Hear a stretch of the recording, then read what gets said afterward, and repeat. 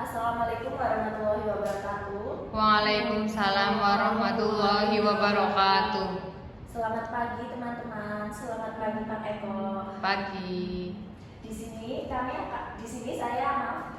saya akan mempresentasikan hasil kerja saya, yaitu pengantar psikolinguistik. Saya mengambil dari buku Pak Eko Suroso MPD. Next.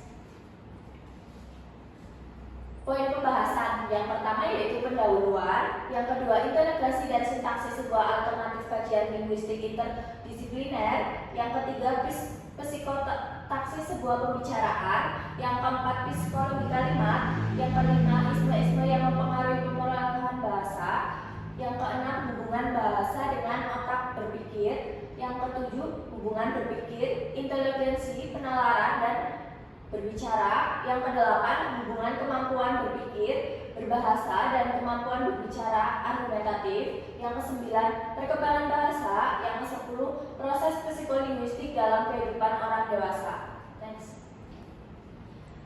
Yang pertama yaitu pengertian psikolinguistik. Psikolinguistik merupakan suatu disiplin ilmu interdisipliner, yakni disiplin psikologi dan disiplin linguistik yang mempelajari bagaimana seseorang itu menghasilkan atau memproses bahasa secara ekspresif dan bagaimana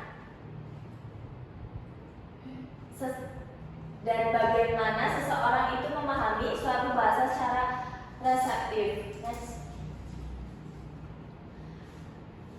Ada sejarah psikolinguistik, teman-teman bisa membaca secara langsung karena ini banyak banget sejarahnya ya. Next. Selanjutnya itu objek psikolinguistik. Objek psikolinguistik ada bahasa yang berproses pada jiwa manusia.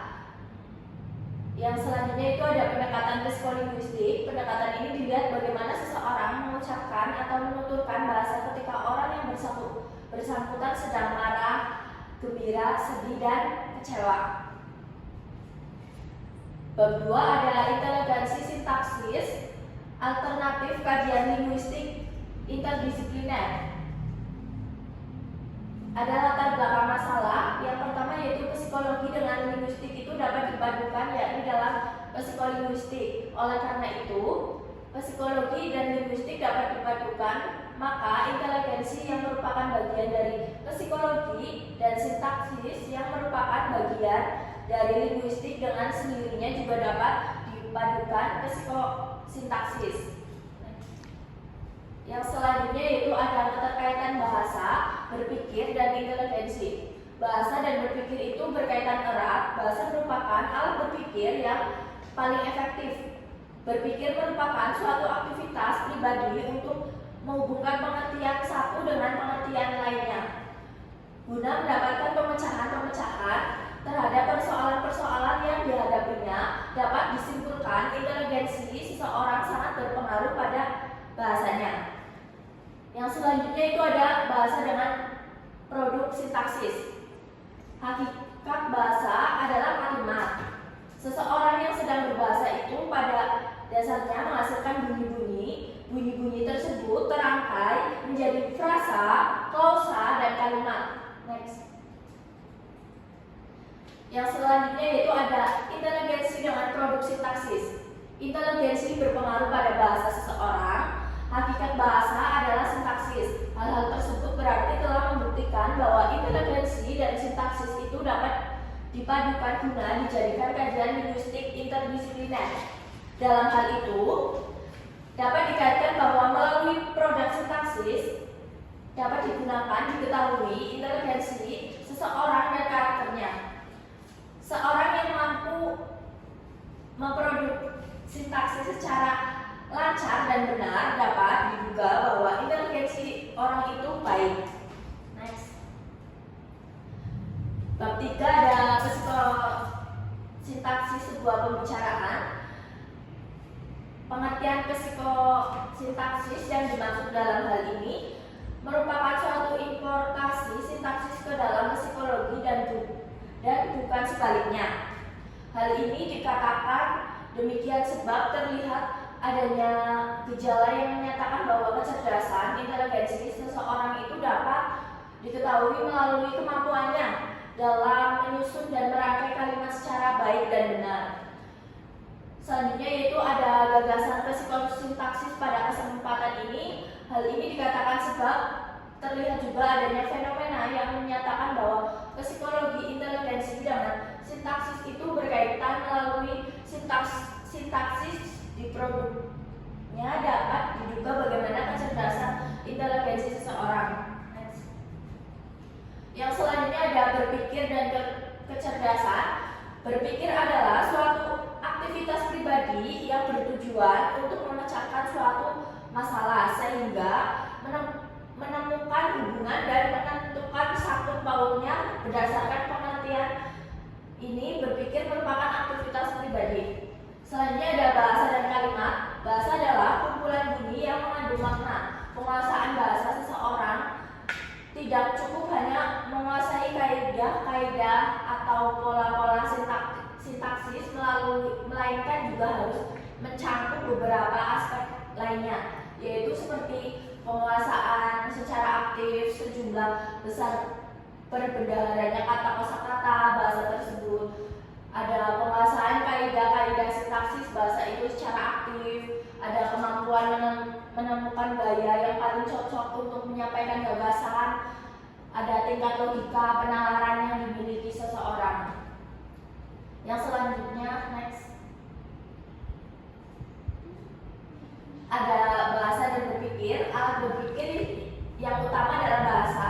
Hubungan antara bahasa dan berpikir sangat erat. Sulit untuk memperkatakan soal bahasa tanpa menyebutkan soal pikiran dan berpikir. Peran bahasa dalam berpikir adalah yang pertama, yaitu ada membentuk pengertian dengan menciptakan kata-kata yang mengabstraksikan segala sesuatu. Sebuah kata bukan menemani setiap benda yang kita jumpai, melainkan menemani semua jenis benda itu dan mengabstraksikannya. Dalam berpikir kita bukan hanya berkata-kata, melainkan memaknai kalimat. Kalimat inilah yang menjadi pendukung utama dari pikiran kita untuk memudahkan memilih kata dan menyusun menjadi kalimat.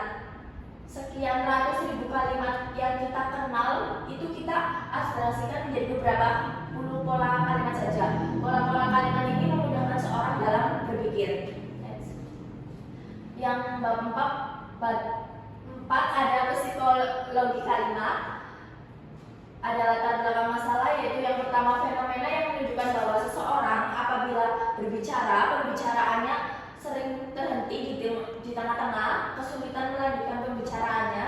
Oleh itu, hal yang melatar belakangi seseorang mengalami gangguan berbahasa. Yang selanjutnya ada pengertian dan fungsi bahasa. Bahasa adalah lambang bunyi yang dihasilkan oleh alat ucap manusia. Bunyi-bunyi bahasa itu bersifat mencerminkan cara seseorang menggunakan perilakunya untuk memahami, menganalisis, dan menyelesaikan masalah. Yang selanjutnya ada berpikir dan inteligensi. Proses ini untuk memecahkan masalah. Yang selanjutnya ada tingkatan inteligensi atau IQ, upaya untuk mengembangkan kemampuan berpikir. Yang selanjutnya ada tes inteligensi dan manfaatnya. Ini manfaatnya digunakan untuk menilai kemampuan dengan secara logika. Yang selanjutnya next, ada penalaran, bentuk dan jenis penalaran, kaidah logika dan formal, tindak penalaran, berbicara, ada bentuk berbicara, bentuk argumentasi, dan bentuk narasi.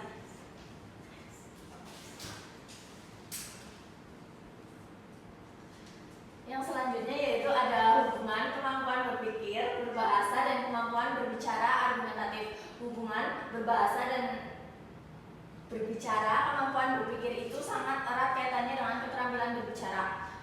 Hubungan kemampuan berpikir, inteligensi, dan berbahasa, bahasa dan berpikir itu berkaitan erat. Bahasa adalah alat berpikir yang paling efisien dan paling efektif.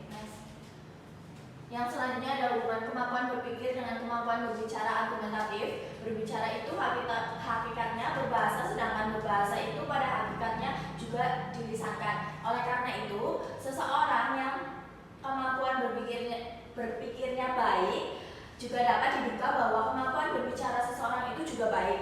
Dalam arti pembicaranya itu dimungkinkan akan runtuh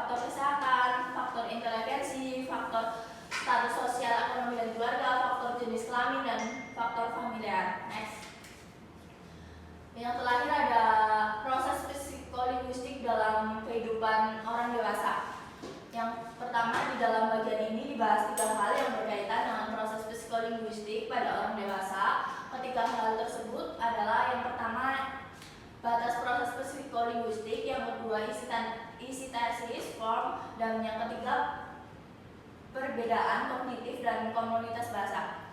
Yang selanjutnya ada proses psikolinguistik.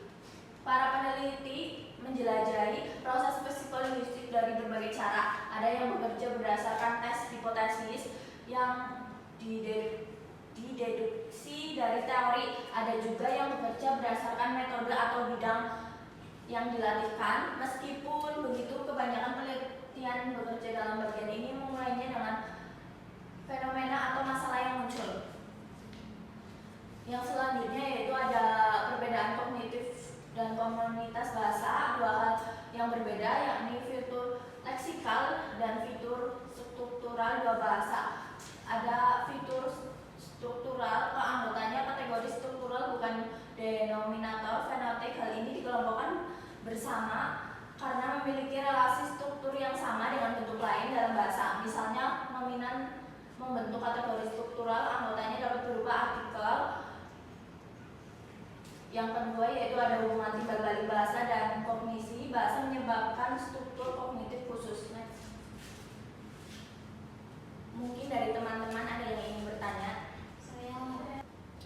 Perkenalkan, nama saya Sarina Putrutami dengan NIM akhir 39. Izin bertanya kepada Mbak Laras, apa peran otak kiri dan kanan dalam kemampuan berbahasa? Terima kasih.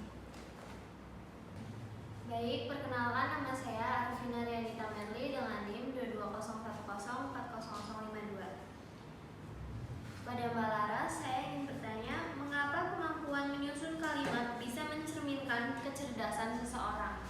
Terima kasih.